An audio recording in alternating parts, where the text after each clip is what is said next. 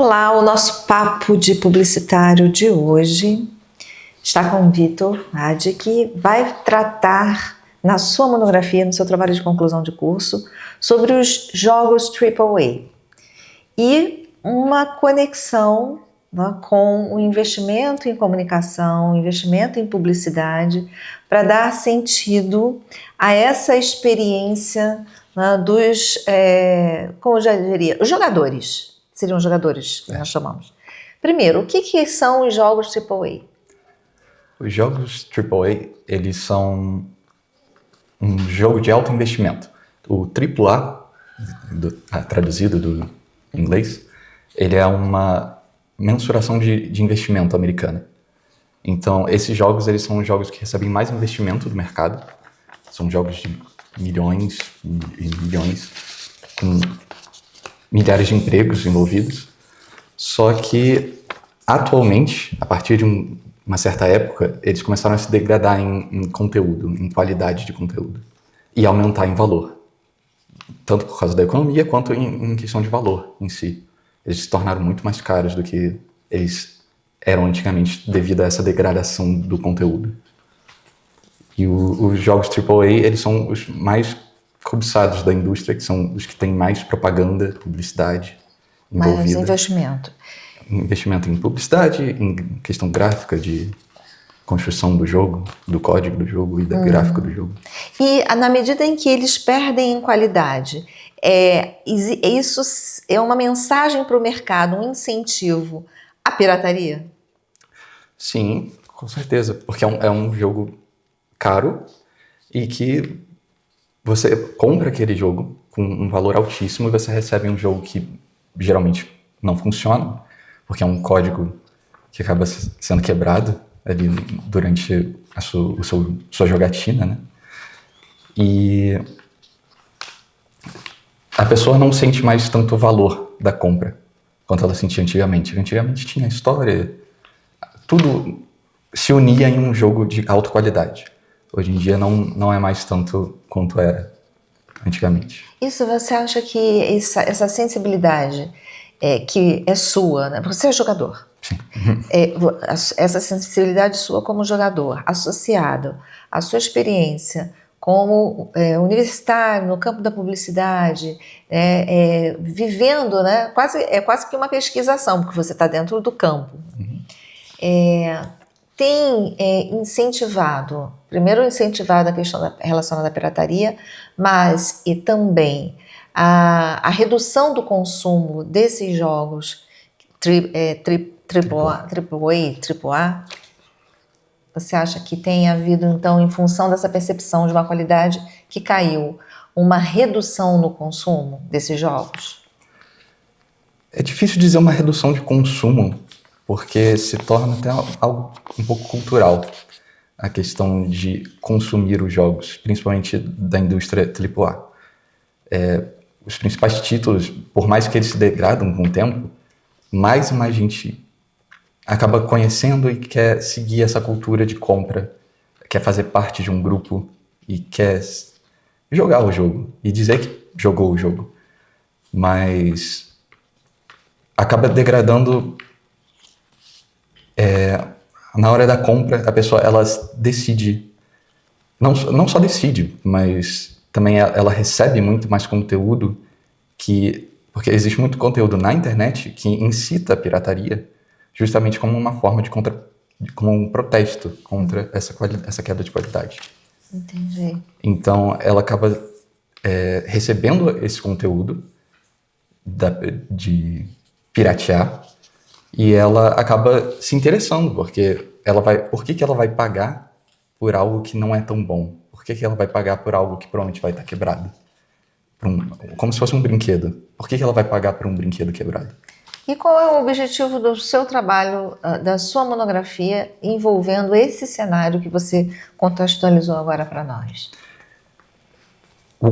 No caso da minha monografia, ela é muito mais voltada para a questão do espetáculo e da construção do grande show de publicidade, dos grandes eventos que eles dizem, que eles prometem mapas maiores, gráficos melhores, e na hora de entregar esses jogos, eles não têm nada disso. É uma decepção para o jogador. E essa decepção, ela se converte num incentivo à pirataria. Ela se converte nessa vontade de se juntar a essa cultura contra o consumo. Por que eu preciso pagar tão caro por algo que eles estão tentando cada vez mais reduzir custo? Por que eles não entregam o que eles prometem? Por que eles não simplesmente fazem uma publicidade mais verdadeira? Porque geralmente, depois de um tempo, passou a ser show, passou a ser quase um filme. Muitos jogos acabam mostrando uma construção de um filme dentro do jogo. Eles usam o gráfico do jogo, eles gravam cenas específicas. E existe muito essa de mostrar o que o público gostaria de ver, mas não mostrar o que eles têm. E essa jogada de publicidade, ela incentiva a pirataria. E no caso da minha monografia, ela é mais voltada para explicar como que essa publicidade, que passa a ser até um questionamento moral, se isso é certo de se fazer. Publicidade enganosa, né? E é interessante de olhar a pirataria, que geralmente é julgada como um crime, ela não consegue ser vista como uma cultura, um grupo de pessoas que se nega a pagar um valor que eles não acham justo. Quer dizer que aí até você está tentando contextualizar a pirataria como uma reação, quer dizer, acolher a pirataria, porque na verdade o ato da pirataria é antes do jogador se apropriar dela, consumi-la, né, abrir mão do jogo, efetivamente, né, o original, né, e adquirir a pirataria. Na verdade, é um movimento muito mais como se fosse contra o status quo do estado da arte, seria um comportamento rebelde, né, uma rebeldia contra essa campanha que parece, essa publicidade que parece ser uma espetacularização de um produto que, na verdade, não vai ser entregue. Seria isso? É um protesto. Um protesto. É uma abordagem interessante, né? A pirataria como protesto.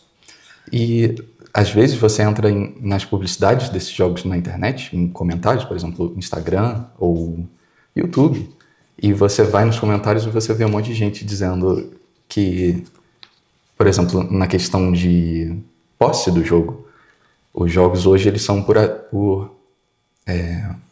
esqueci o termo, eles não são mais mídia física, eles são mídia digital. Essa mídia digital, ela pode ser revogada em algum momento. Não é uma questão fácil ou legal deles fazerem, então geralmente não acontece.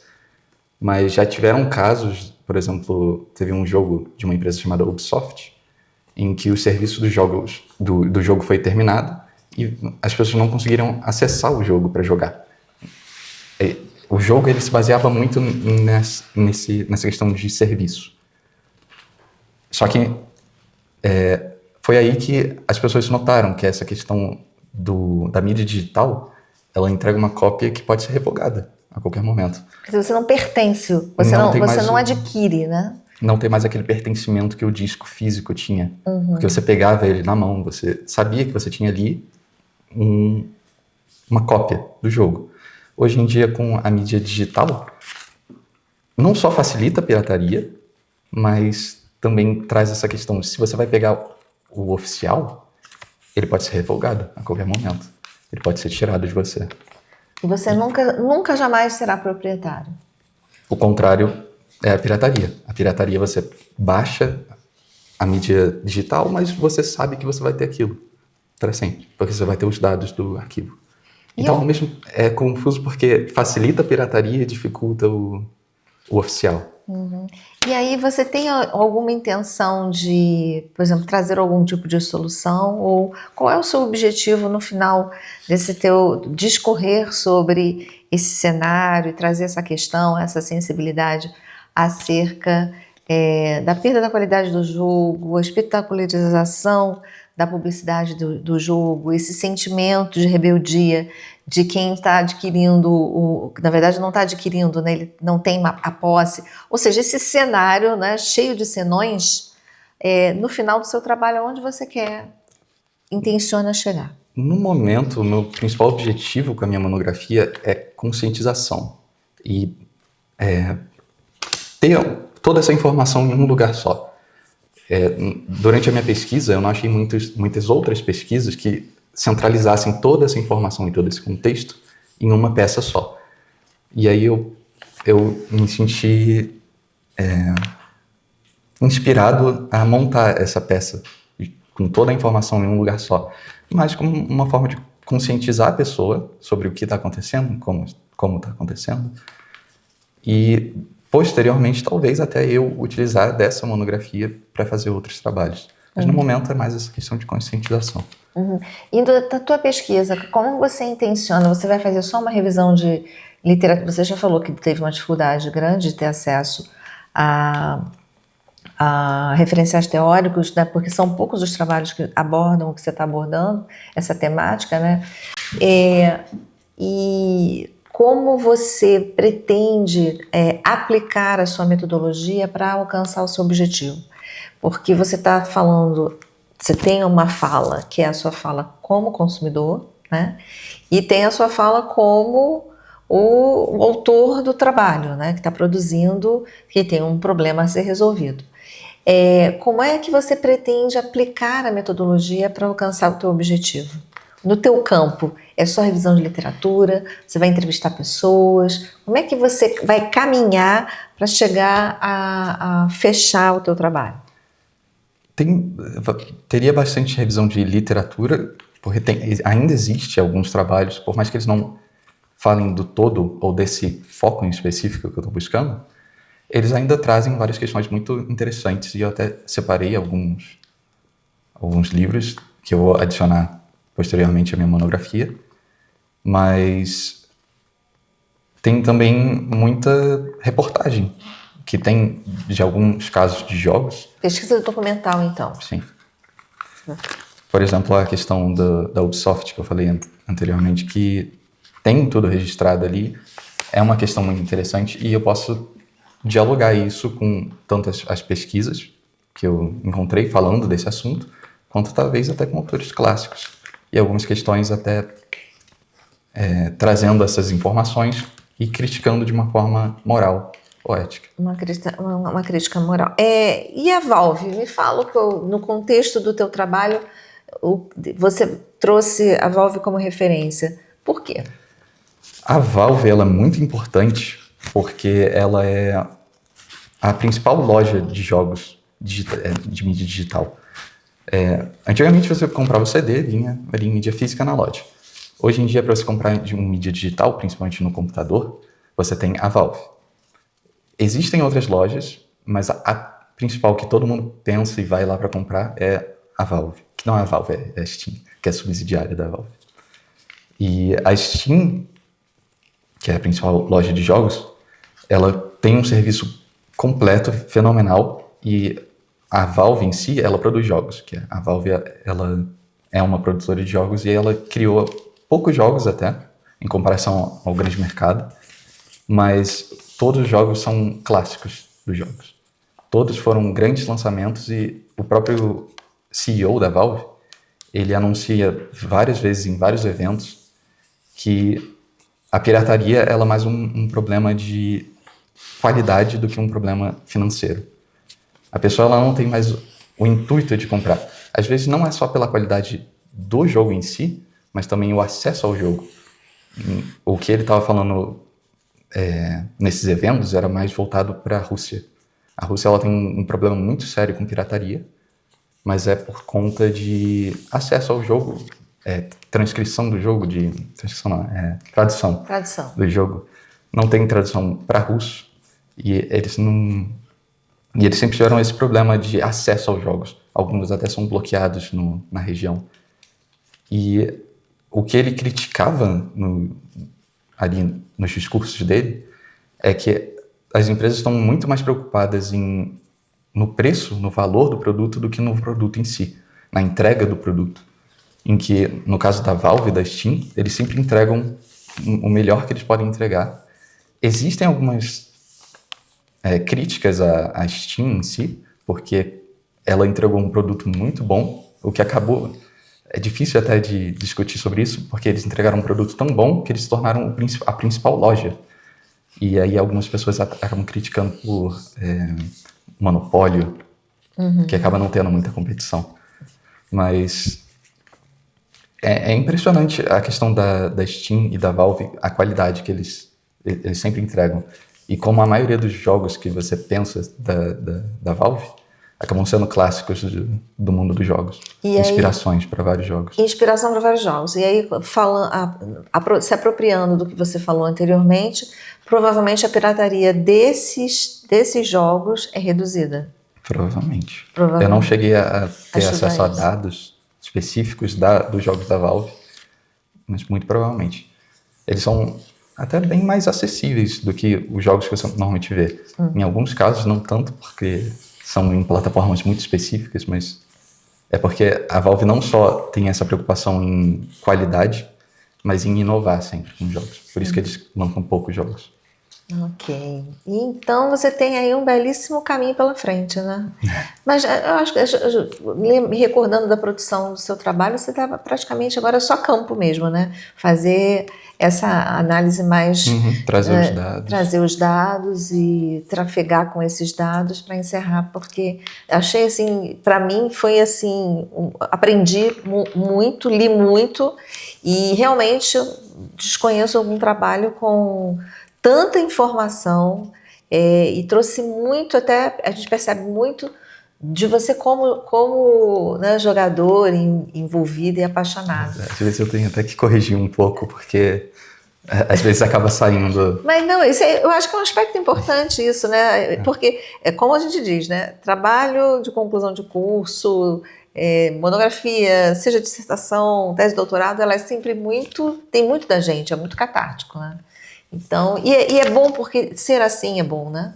Porque a gente sempre vai em busca de entregar o melhor, né? Parabéns. Mais alguma coisa que você gostaria de complementar do teu trabalho? Que eu acho que a gente deu conta de algumas coisas importantes. Nós não falamos de licenciamento. Bem pouco. A gente falou da mídia digital, que é o licenciamento. Mas aí, assim, você queria fazer mais alguma abordagem? Porque você vai tratar sobre isso também, né? O que você acha dessa... Falamos da questão da posse, enfim. Mas o que você poderia, para a gente fechar, falando sobre essa questão de licença? Porque eu acho que a questão principal não só para jogo, como para tudo, né? Relacionado... Você estava falando aqui, eu estava me lembrando dentro do meu universo. As fitas que eram VHS, que a gente tinha em casa, assistia quando queria... Depois do VHS veio umas fitas DVD. Hoje você tem tudo, você tem que pagar uma assinatura, e se você parar de pagar a assinatura, você não tem acesso a absolutamente nada, né? Você não é dono, daquele trabalho que está ali, né? Então, essa é a nossa nova lógica de consumo. Tem até questão de assinaturas, tem o Game Pass do Xbox. Eu acho que o PlayStation, que é o competidor direto do Xbox, eles têm uma assinatura também, mas acaba sendo, no caso do PlayStation e do Xbox, a origem dessa assinatura geralmente é por causa de consoles. Aqui eu falo muito mais de computador, mas tem os consoles. A maioria dos jogos também, das pessoas que jogam, no geral, acaba sendo celular, o que para mim é um pouco impressionante, porque eu vivi com consoles e computador. Mas em questão do contexto que eu estou dando, é sempre muito mais voltado a essa questão do computador, do PC e do console. E nessa questão de licenciatura, a Xbox ela trouxe um novo sistema que é bem parecido com uma Netflix. Você paga uma assinatura e você tem acesso a uma lista de jogos. Eles colocam jogos, tiram jogos. Bem parecido com a Netflix. Mas eu não acho que vai acabar sendo tão próximo à Netflix, porque o sistema de loja de jogos acaba sendo muito mais... Forte. Ainda tem muito essa coisa da aquisição pela loja. E às vezes é bem interessante esse comparativo com filmes, porque o jogo ele acaba sendo bem parecido com um filme, em vários aspectos. Você tem toda uma imersão, um contexto, só que ele é muito mais... Só que você joga, você controla o protagonista. Você é o autor ali do enredo, né? Você domina a história. É como um filme, só que é um pouco mais complexo. E aí é bem parecido. Se você analisar a questão toda da minha monografia com os blockbusters, é bem parecido. Os blockbusters atualmente e o sistema até da Netflix, as coisas são bem parecidas. Tem uma diferençazinha outra por causa toda essa mecânica de jogo, mas é bem interessante essa relação com o cinema. Veremos, né? O seu trabalho final daqui a um semestre, não é isso? Semestre que vem. Obrigada, Vitor. E aí nós encerramos o nosso papo de publicitário de hoje.